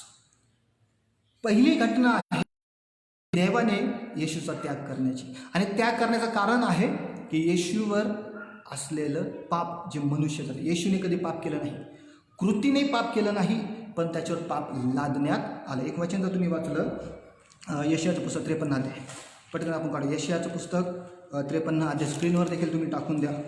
53 अध्याय आणि 6 वचन, 53 अध्याय 6 वचन त्याचं असलेलं आहे, आम्ही सर्व मेंढराप्रमाणे बहकून गेलो होतो, आम्ही प्रत्येकाने आपापला मार्ग धरिला होता. अशा आम्हा सर्वांचे पाप परमेश्वराने त्याच्यावर लादले. अशा आम्हा सर्वांचं पाप त्याच्यावर लादण्यात आलं, त्याच्यावर टाकण्यात आलं. आणि त्याला हे समजून चुकलं गेत्सेमनी बागेत, माझ्यावर पाप आता माझ्या दिवसाची सुरुवात झालेली आहे, माझ्या मरणाच्या दिवसाची ही सुरुवात आहे, त्याच्या दुःख सणाला सुरुवात झालेली आहे. गेत्सेमनी बागेमध्येच त्यांनी सगळ्यात पहिलं रक्त वाहिलं. आपल्याला माहिती आहे, तो प्रार्थना करत असताना त्याचा घाम गळाला लागला. पण असं लिहिलं आहे की त्या घामामध्ये रक्त देखील मिक्स होतं. रक्तचे मोठे मोठे थेंब पडावे असं घाम. बरेच जरा म्हणतात तो फक्त घाम होता, पण मी थोडंसं तिकडे प्रकाश टाकू इच्छित आहे. तो फक्त घाम नसून त्याच्यामध्ये रक्त देखील मिक्स होतं. आणि पहिलं रक्त त्याने त्या ठिकाणी वाहिलं. आणि त्या ठिकाणी रक्त येण्याचं कारण काय? रक्त येण्याचं कारण काय? त्या ठिकाणी त्याला कोणी मारलं नाही, किंवा त्या ठिकाणी कोणी त्याला इजा केलेली नाही, तरीसुद्धा त्याच्या घामातून रक्त पडायला लागलं. त्याचं कारण काय होतं? व्यवस्थित ऐका. त्याचं कारण आहे, आज तो स्वतः बोलत आहे की माझा जीव अतिखिन्न झालेला आहे. अतिखिन्न. तो म्हणत आहे की माझा पिता मला सोडणार हे मला समजलेलं आहे. माझ्यावर पापाचा भार येणार आहे आणि पाप जर माझ्यावर आलं तर माझा पिता माझा त्याग करणार आहे. आणि पिता त्याग करणार ह्या भावनेने तो विव्हळ झाला, असं लिहिलं. तो विव्हळ झाला. विव्हळ झाला याचा अर्थ असं होत आहे की त्याची सिच्युएशन त्यावेळेची आहे ना, ती डिप्रेशनची सिच्युएशन आहे. डिप्रेशन. तो मनुष्य होता, एक लक्षात घ्या, रक्त आणि मांसातला मनुष्य होता तो. त्याच्यामध्ये मनुष्याच्या सगळ्या भावना ॲटोमॅटिक जागृत होत होत्या. मनुष्यामध्ये आणखीन एक क्रिया घडत असते. अतिशय तणावात गेल्याच्या नंतर तणावात जातो, थोडक्यात डिप्रेशन म्हणतात. डिप्रेशन. येशूची सिच्युएशन देखील गेत्सेमनी बागेमध्ये डिप्रेशन आहे. ती सिच्युएशन आहे अतिशय जास्त तणाव. आणि सायन्स देखील या गोष्टीला मान्य करतं, ज्या व्यक्तीवर अतिशय जास्त तणाव असतो, अतिशय जास्त तणाव हा डोक्यामध्ये असतो. डिप्रेशन इथे सुरू होतं मेंदूपासून. सायन्स देखील या गोष्टीला मान्य करतं की जे तणाव आहे त्याच्या या ठिकाणी जे बारीक बारीक नसा असतात ना, त्याला केशनसिका म्हणतात. बारीक नसा ज्यातून रक्त डोक्यासाठी केला जातो. त्या बारीक नसा, अतिशय जास्त तणाव जो व्यक्ती जातो ना, त्याला त्याच्या इथल्या केशनसिका ॲटोमॅटिक फुटल्या जातात. येशूला त्यावेळेस घामता आलेला होता. घाम येण्याचं कारण काय? डिप्रेशन. थोडक्यात एक हार्ट अटॅकची परिस्थिती कशी असते? हार्ट अटॅकची परिस्थिती. येशूजवळ एक हार्ट होतं, तो मनुष्य स्वरूपात होता. मनुष्यासारखं त्याचं शरीर होतं, रक्त आणि मांसात होता. त्याच्याजवळ हृदय होतं. हार्ट अटॅकची परिस्थिती येण्याचं कारण काय? की माझा बाप आता माझा त्याग करणार, कारण माझ्यावर पापाचं ओझं लादलं जात आहे, पापाचा भार माझ्यावर येत आहे. डिप्रेशनमध्ये गेल्यामुळे अतिशय जास्त घाम त्याला येणं ही मानवी कृती आहे, ही मानवी भावना आहे. अतिशय घाम त्याला येणं, डिप्रेशनमुळं इथल्या नसा फुटणं आणि त्या नसातून काही प्रमाणात रक्त बाहेरून त्या घामामध्ये मिक्स होणं. आणि बायबल सांगतं की तो घाम जमिनीवर पडायला लागला. हे डिप्रेशन कोणामुळे आहे माहिती का? हे डिप्रेशन तुमच्या आणि माझ्यामुळं आहे. त्याच्या पित्याची आणि त्याची ताटातूट होणं हे तुमच्या आणि माझ्यामुळं घडत आहे. आजच्या दिवशी या गोष्टीचा आपण विचार नाही करत. आजच्या दिवशी आपण फक्त 7 शब्दाकडे लक्ष देतो, या गोष्टीकडे आपण लवकर लक्ष देत नाही. ही गोष्ट आपल्यासाठी खूप इम्पॉर्टंट आहे, खूप इम्पॉर्टंट आहे. आणि त्यांनी जो प्याला टळून जाण्याची मागणी परमेश्वरावर केलेली आहे, कोणता प्याला? त्यांनी स्वतःच्या मृत्यूचा प्याला टळून जाण्यासाठी कधीच बोलला नाही. त्यांनी कोणता प्याला टळून जाण्यासाठी बोललेला आहे माहिती का? त्या ठिकाणी जी त्याची परिस्थिती होती, त्या परिस्थितीतून बाहेर येण्यासाठी त्यांनी प्रार्थना केली. कारण ती परिस्थिती अशी होती की ती भयंकररित्या त्या परिस्थितीतून त्याला बाहेर यायचं, त्या डिप्रेशनमधून त्याला बाहेर यायचं आहे. त्याचा पिता त्याला सोडणार आहे. तो प्याला त्याला प्यावायचा नव्हता, त्याचा पिता त्याला सोडणार आहे. हा प्याला त्याला प्यायचा नव्हता, म्हणून त्यांनी प्रार्थना केली, हे माझ्या पिते, हा प्याला माझ्याकडून टळून जाऊ, तू मला कधी न सोडू, तू माझा त्याग कधी न करू. हा प्याला टळून जाण्यासाठी प्रार्थना केली. हा प्याला टळून जाण्यासाठी. ह्या सगळ्या क्रिया गुड फ्रायडेच्या दिवशी घडल्या. याच्याकडे आपण लवकर लक्ष देत नाही. आपण लक्ष देतो ते फक्त आणि फक्त 7 शब्दांकडे. परंपरागत त्या गोष्टी चालत येत आहे. जसं मंडळाची स्थापना मोठ्या प्रमाणात होत चालली, तसं या गोष्टी देखील होत आहे. 7 शब्द तेच आपण ऐकत आहोत. पण ह्या गोष्टी इम्पॉर्टंट आहे. काय घडलं त्या दिवशी आपल्याला समजणं खूप गरजेचं आहे. काय घडलं? डिप्रेशनमध्ये तो गेला आणि त्याने तो प्याला टळून जाण्यासाठी देखील प्रार्थना केली. ही त्याची दुःख सहनाची सुरुवात आहे. त्यावेळेस त्याच्यावर पाप लादण्यास सुरुवात झालेली होती. तुम्हाला माहीत आहे, त्याच्यानंतर त्या ठिकाणी शिपाई आले आणि शिपाई त्याला धरून घेऊन गेले. तुमच्या माहिती असं सांगू इच्छित आहे, याच्या आधी शिपाईने 2 वेळेस प्रयत्न केले येशूला धरून नेण्याचा. 2 वेळेस. दोन्ही वेळेस येशू त्यांच्या हातात आला नाही. दोन्ही वेळेस येशू त्यांच्या समोरून निघून गेला, पण त्यांच्या लक्षात पण आला नाही की हा कुठून निघून गेला. 2 वेळेस. दोन्ही वेळेस शिपाई त्याला पकडू शकले नाही, पण ही 3री वेळ आहे. यावेळेस शिपाई त्याला पकडू शकले. का पकडू शकले? कारण की आता त्याच्यावर मनुष्यत्वाचं पाप लादण्यात येत आहे. त्याच्यामुळं आता त्याला पकडलं जाणं सोपं आहे. यापूर्वी तो पापात नव्हता, तरी कृतीद्वारे पाप केलेलं नव्हतं. तो पापात नसल्यामुळं, त्याने कृतीद्वारे पाप न केल्यामुळे तो मरूही शकत नव्हता. तुम्हाला माहिती आहे, येशूला मरण्यासाठी पापाची आवश्यकता आहे. तर बायबल असं सांगतं पापाचं वेतन मरण आहे. सहज असं जो पाप करत नाही त्याला मरण येऊ शकत नाही. बायबल काय सांगतं पापाचं वेतन मरण आहे. येशूमध्ये तर कोणतंच पाप नव्हतं, मग तो मरू शकत होता का? कधीच मरू शकत नव्हता. मरण्यासाठी त्याचं पाप असणं आवश्यक आहे. मग त्याला जर मरायचं आहे तर मग पाप केलेलं नाही, मग त्याच्यावर कोणतं पाप पाहिजे? मग सर्व सृष्टीचं पाप, मानवजातीचं पाप त्याच्यावर लादलं गेलं आणि ते पाप ज्यावेळेस त्याच्यावर आलं ना त्यावेळेस शिष्य लोक त्याला पकडू शकले. ते पाप त्याच्यावर आल्याच्या नंतर त्याला दुःख त्याच्यावर येण्यास सुरुवात झाली, त्रास येण्यास सुरुवात झाली. पाप त्याच्यावर आल्याच्या नंतर त्याला पकडण्यात आलं, त्याला मारणं, याच्या आधी त्याला कोणीही मारू शकलं नाही. त्याला याच्या आधी कोणी एक चापकाचा फटकाही मारू शकलं नाही. त्याला इजा करू शकला नाही. याच्या आधी कोणी इजा करू शकलं नाही. का इजा करू शकलं नाही? कारण की त्यावेळेस त्याच्यामध्ये पाप नव्हते, त्याने कोणतेही पाप केलेलं नव्हतं. पण आता त्याच्यावर पाप लादण्यात आलं गेतसेमनी बागेत. त्यामुळे आता त्याला पकडण्यातही आलं, त्याला धरून नेण्यातही आलं, त्याला मारण्यातही आलं. त्याच्यावर खटला चालला. खटला कोणावर चालतो माहिती का? ज्याच्यामध्ये पाप असतं, ज्याच्यावर गुन्हा असतो त्याला खटला चालतो, त्याच्या विरुद्ध खटला चालला जातो. येशूच्या विरोधात याच्या आधी कधीच खटला चालला गेला नाही. त्याचं कारण आहे की याच्या आधी त्याच्यावर कधीच पाप नव्हतं, त्याने कृतीद्वारेही पाप केलेलं नव्हतं. आज त्याच्यावर खटला चालला गेला, कारण की आता मनुष्य जातीचं पाप त्याच्यावर आहे ऑलरेडी. पाप असल्यामुळं आता खटलाही त्याच्यावर चालला गेला. खटला चालल्यानंतर त्याला फटके मारण्यात आले. फटके मारल्याच्या नंतर त्याला वधस्तंभ वाहावाही लागला. वधस्तंभ वाहात नेला. वधस्तंभावर त्याच्या हातापायाला खिळे ठोकण्यात आले. आजच्या दिवशी त्याच्या डोक्यात काट्याचा मुकुट घालण्यात आला. मी तुम्हाला सांगितलं काट्याचा मुकुट का घालण्यात आला? कारण की जो भूमीला असलेला शाप आहे, काटे आणि कुसळी उगवी, तो शाप तुटावा म्हणून काट्याचा मुकुट त्याच्या डोक्यावर घालण्यात आला. तो शाप तुटण्यासाठी काट्याचा मुकुटही घालण्यात आला. त्याच्यावर रक्तही व्हायला लागलं. याच्या आधी कधीच रक्त वाहिलं नाही. ज्या वेळेस पाप त्याच्यावर आलं ना तेव्हापासून रक्त वाहण्यास सुरुवात झाली. पहिलंच रक्त नाही गेतसेमनी बागेत वाहिलं, पहिलंच रक्त. तिथून पुढे मग त्याचं रक्त वाहण्याची त्या दिवसामध्ये, पूर्ण दिवसामध्ये रक्त वाहण्याची एक स्टेप येत गेल्या. रक्त वाहण्यास सुरुवात होत गेली आणि वधस्तंभावर जाईपर्यंत त्याचं रक्त वाहण्यात आलं. शेवटचं रक्त त्यांनी वाहिलं ज्यावेळेस त्याच्या कुशीमध्ये भाला भोकसण्यात आला, त्यावेळेस शेवटचं रक्त देखील त्याचं वाहण्यात आलं. शेवटचं रक्त देखील त्याचं बाहेर पडलं गेलं. कारण की पापामुळे हे मरण त्याच्यावर आलं.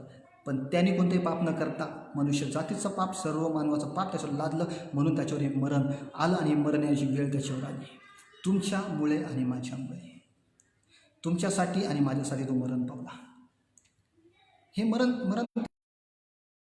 त्याच्यामध्ये आलं कारण की मनुष्याचा पाप त्याच्यावर आला. तो मरण पावला, पूर्णतः तो मरण पावला. तो वधस्तंभावर खिळला गेला. तुम्हाला माहिती आहे वधस्तंभावर त्यांनी मरण नष्ट केलं. जो कोणी विश्वास करतो त्याचं मरण नष्ट होईल. बायबल नियमशास्त्र देखील याच्याविषयी उल्लेख केला गेलेला आहे. याच्याविषयी वधस्तंभावर जर आपण लक्ष देत आहोत आपलं मरण नष्ट होऊ शकतं. याचा उल्लेख देखील बायबलमध्ये करण्यात आलेला आहे. बायबलमध्ये असं लिहिलं गेलेलं आहे, ज्यावेळेस मोशेने अरण्यात सर्प उंच केला, मोशेने अरण्यात सर्प उंच केला, त्यावेळेस जे लोकांनी त्या सर्पाच्या प्रतिमेकडे पाहिलं, ते सर्पाची जी प्रतिमा होती ना, असं गणनाचं पुस्तक 21:4 वर्षापासून लिहिलेलं आहे. गणनाचं पुस्तक 21:4 वर्ष. त्याच्यामुळे असं लिहिलं गेलं आहे, इस्रायल लोकांनी देवाच्या विरुद्ध आणि मोशेच्या विरुद्ध कुरकुर केली. देवाच्या विरुद्ध बोलले, मोशेच्या विरुद्ध बोलले. त्यामुळे परमेश्वराचा क्रोध त्यांच्यावर भडकला आणि त्यांच्यामध्ये आगे सापाने प्रवेश केला. आणि आगे साप इस्रायल लोकांना दंश करायचे, तसे इस्रायल लोक मरायचे. मग इस्रायल लोक मोशेकडे गेले आणि मोशेला म्हटले, मोशे आम्हासाठी विनंती कर परमेश्वराकडे की हे आगे साप आमच्यातून निघून जावे. त्यावेळेस मोशेने परमेश्वराला प्रार्थना केली आणि विनंती केली की परमेश्वरा तू यांच्यावरचा क्रोध काढून घे. त्यावेळेस परमेश्वर मोशेला म्हटला की तू आग्या सापाची पितळेची एक प्रतिमा तयार कर आणि ती पितळेची प्रतिमा तू झाडावर टांग, झाडाच्या खांबावर टांग. आणि ज्यावेळेस तू झाडाच्या खांबावर टांगशील त्या ठिकाणी जी प्रतिमा असेल, जे लोक त्या प्रतिमेकडे बघतील ते वाचले जातील. तुम्हाला माहिती आहे हे लिहिलं. आणि ज्यावेळेस इस्रायल लोक ज्यांना सर्पदंश झालेला आहे ते प्रतिमेकडे बघायचे आणि त्यांचा मृत्यू नष्ट होऊन जायचा. ते प्रतिमेकडे बघायचे आणि त्यांचा मृत्यू, जेवढ्याने त्या प्रतिमेकडे बघितलं तेवढ्याचे मृत्यू नष्ट होऊन गेले. आता येशू ख्रिस्त देखील वधस्तंभावर टांगला गेला त्या भविष्यवाणीनुसार. आणि वधस्तंभावर येशू ख्रिस्त टांगला गेला. ती जी प्रतिमा होती ना मोशेने वरती टांगलेली, ती मृत प्रतिमा, त्याचा जीव नव्हता. येशू ख्रिस्त वधस्तंभावर टांगला गेला, त्या येशू ख्रिस्त देखील वधस्तंभावर मृत झाला. आणि जे कोणी त्या वधस्तंभाकडे बघतात ना, ते ॲटोमॅटिकली वाचले जातात, त्यांच्यातील मरण नष्ट होऊन जातं. जसं इस्रायल लोक त्या आगे सापाच्या प्रतिमेकडे बघायचे आणि त्यांचं मरण नष्ट होऊन जायचं, तसं जे कोणी येशूकडे बघतात त्यांचं मरण नष्ट होऊन जातं. सर्पाच्या दंशाचं मरण. सगळ्यात पहिले सर्पाने मनुष्य जातीला दंश कुठं केला माहिती आहे का? सगळ्यात पहिले सर्पाने मनुष्य जातीला दंश केला तो म्हणजे एदेन बागेमध्ये. सगळ्यात पहिले सर्पाने मनुष्य जातीला दंश केला तो एदेन बागेत, म्हणजे सैतानाने एदेन बागेत. त्या ठिकाणी त्यावेळेस फळ खाण्यास लावलं. आणि जे कोणी त्या दंशाने मरणात गेलेले आहेत, आज ते येशूकडे बघण्याच्याद्वारे जीवनात येत आहे. आज ते येशूकडे बघण्याच्याद्वारे जीवनात येत आहे. येशूकडे बघण्याच्याद्वारे आजच्या दिवशी घडलेली ही घटना आहे. आजच्या दिवशी इस्रायल लोकांनी सर्पाच्या प्रतिमेकडे बघितलं आणि त्यांना त्यांच्यातील मृत्यू निघून जायला लागले. तसं बायबल देखील सांगते, येशूसुद्धा म्हणतो की मोशेने जसा अरण्यात सर्प उंच केला तशा मनुष्याच्या पुत्रालाही उंच केले पाहिजे. हे बायबल लिहिलेलं आहे. तसे मनुष्याच्या पुत्रालाही. आणि मनुष्याचे पुत्र म्हणजे कोण? तर प्रभू येशू ख्रिस्त, ज्याला जसं मोशेने सर्प उंच केला तसं प्रभू येशू ख्रिस्तालाही उंच करण्यात आलं. एक वचन तुम्ही आता योहान शुभवर्तमान 3रा अध्याय 14 वचन. योहानचं पुस्तक 3रा अध्याय,